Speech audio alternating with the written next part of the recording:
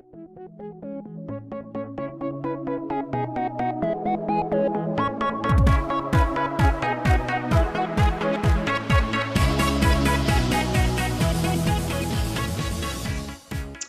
everybody, and welcome back to the game Nexus. It's Dwayne here, and we're coming at you with another Infinity video. Except for what's different about this video is actually we're not going to be doing any gameplay. I thought I would do a quick little video talking about some modeling techniques that I've just picked up lately.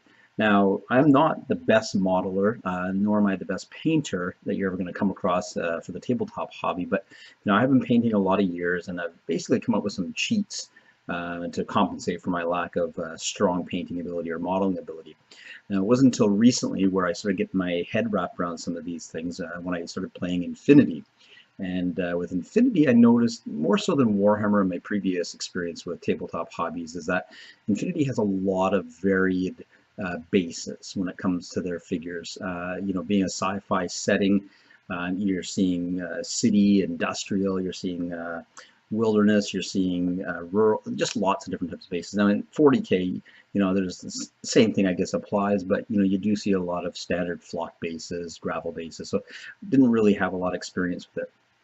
Well, recently I decided to pick up a model that was quite interesting and quite awesome to look at, and that was the authorized bounty hunter on bike for Infinity. I started painting it up, and it's actually going to be a birthday gift for my daughter, and she kind of wanted this figure. And then I kind of got to the base, and I said, "Wow!" Like the picture that they showed, the official Infinity picture for it, the CB picture, showed it on a very cool sort of city or highway type base or a road.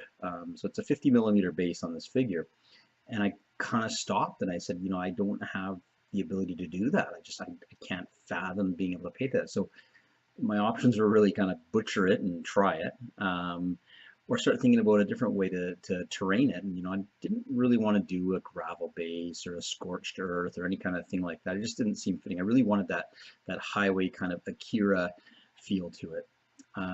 So I started thinking, and what I did is I jumped onto Photoshop and said, you know what, maybe I can get away with photoshopping a base. So I'm going to show you what I did. I hit you on my painting bench here, and I'll show you what I did. I think this might work out. I've given some thought actually to doing other figures this way as well, just in some of the ones that have sort of those technical kind of science fiction-y kind of bases. This might be actually a good idea. So join me on the painting table, and I'll show you what I came up with. Okay, so what I've got here is I've got my authorized bounty hunter that I've been painting up, and I've been working on this for a little bit here. It's not completely done, but one of the things I like to do when I'm actually working on my figures is, it's kind of a weird habit of mine, but I kind of like working from the bottom up. So it just helps me motivate me and sort of see that figure getting built up. So I tend to want to work on the bases while I'm painting the figure. And I know some people think, oh my God, that's a total faux pas. You got to do your bases last or whatnot, just in case you splatter. So in my case, I did actually work on this figure independently from the base. So as you can see, it's almost ready to go. I think safe enough to the point where I can actually base and just finish off some of the finer details. Again, like I said, I'm not the best painter in the world, but I think this will do. So the authorized bounty hunter comes on a 50mm base, and by default it's black. And one thought is I could have just left it black, and that's sort of a highway asphalt look. What I decided to do instead was I went onto Photoshop, and I told Photoshop that I wanted to create a 50mm diameter circle. So I created the circle, and then basically just started overlaying graphics.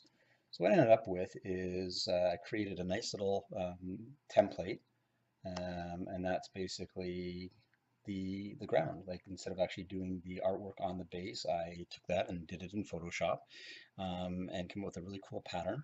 And what I did is I took it up to Staples, and I got it laminated on a 5mm laminate. And 5mm laminate it doesn't need to be thick and hard. It was the thinnest that I could get without getting it into a roll. It cost me about $3 or just under $3. And I did a bunch of them just in case I screwed up. But if you do have other ideas and you want to do multiple projects like this, it's an 8.5 by 11 sheet that'll cost you $3. So what we got here is we got this sheet cut perfectly to size for the base. So what we're going to do right now is I'm just going to go and apply a little bit of Gorilla Glue, and we're going to base this thing right around the edge. You don't need a lot of glue.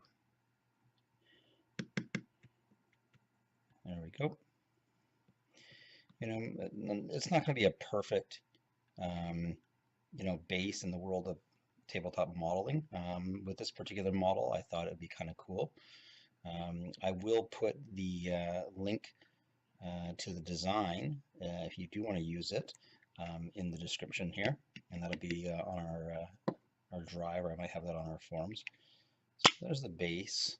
I'm going to put that right on there.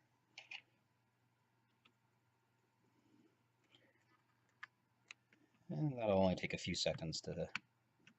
So it doesn't take very long for that to dry. So once that's down, you got yourself your base, which is very cool now. You've got a sort of a gloss look to it. And, you know, I mean, at a glance on the tabletop, it's not going to really look all that different than a painted base, actually. So it's kind of cool. And once you decide your orientation, you're going to want to get your bike on there. I'm going to go a little bit, I'm going to straddle the line a little bit on this one. So basically going to decide my positioning.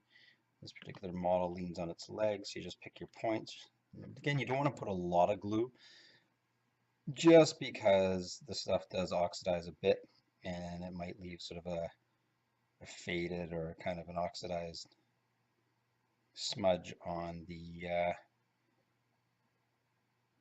actual base. So you don't want to go too much glue. It doesn't need much to make it stick. Put some on the wheels and on the foot. This is an important part because once you get this down, you're not going to be able to move it. Otherwise, it'll start smudging your base. So I'm just going to plunk it down diagonally right here.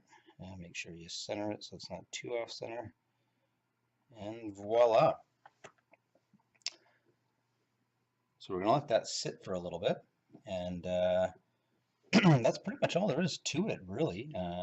You know, now that you've got the figure based, you can finish off any little highlights on it that you'd like. And, you know, again, it's not a painted base. And, you know, I wouldn't recommend doing this for figures that you want to use, you know, flock or rubble and that kind of thing. But there are a lot of units in this game that have sort of a high-tech background to them. The Aleph would be one that I would consider. You know, anything that doesn't really go out in the jungle or the dirt and stuff like that. You know, more of these kind of, you know, high-tech looking bases. So like I said, I will put the link to this one in the description so you guys can take that. And if you are interested in some designs and such, and you just don't have access to Photoshop or you're just not as comfortable using it, leave a comment. I can always whip something up for you if you have an idea for one of your bases, and just shoot me in the comment section there. I don't mind whipping something up for you, and I'll send you the PDF file. It's as simple as going up to Staples, printing it off, getting it laminated on a 5mm sheet, cutting it out, and basically just doing what I just did.